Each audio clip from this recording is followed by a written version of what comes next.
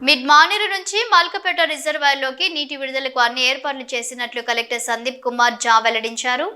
కోనరావుపేట మండలంలోని Malkapet reservoir gates, under tunnel, pump house, మోటార్లు, control room, విద్యుత్ సరఫరా వ్యవస్థలను కలెక్టర్ మంగళవారం తనిఖీ చేశారు.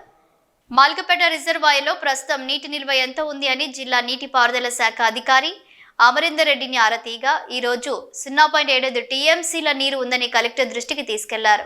అనంతరం కలెక్టర్ సందీప్ కుమార్ ఝా మాట్లాడారు. రాష్ట్ర ప్రభుత్వ ఆదేశాల మేరకు బోయినపల్లి మండలంలోని మిడ్మానేర్ నుంచి ఈరోజు 0.5 టీఎంసీల నీటి విడుదలకు అన్ని ఏర్పాట్లు చేశామని తెలిపారు. ఈ నీరు మల్కపేట రిజర్వాయర్కు చేరుకోగానే దీని పరిధిలోని ఎల్లారెడ్డిపేట మండలంలోని మైసమ్మ చెరువు, సింగసముద్రం చెరువుకు నీటిని తరలిస్తామని వివరించారు. ప్రాజెక్టు పరిధిలో పంటలు వేసిన రైతుల సాగునీరు విషయమై ఎలాంటి ఆందోళన చెందవద్దని సూచించారు. ప్రాజెక్టులో నీటి నిల్వలు ఉన్నాయని తెలిపారు. రైతులకు ఎలాంటి ఇబ్బందులు రాకుండా అన్ని చర్యలు చేపడుతున్నామని పేర్కొన్నారు. నీటిపారుదల శాఖ అధికారులు సైతం నిత్యం అందుబాటులో ఉంటూ అప్రమత్తంగా ఉంటున్నారని కలెక్టర్ తెలిపారు. కలెక్టర్ వెంట ఈ కిషోర్, డిఈలు సత్యనారాయణ, శ్రీనివాస్, వినోద్ తదితరులు పాల్గొన్నారు.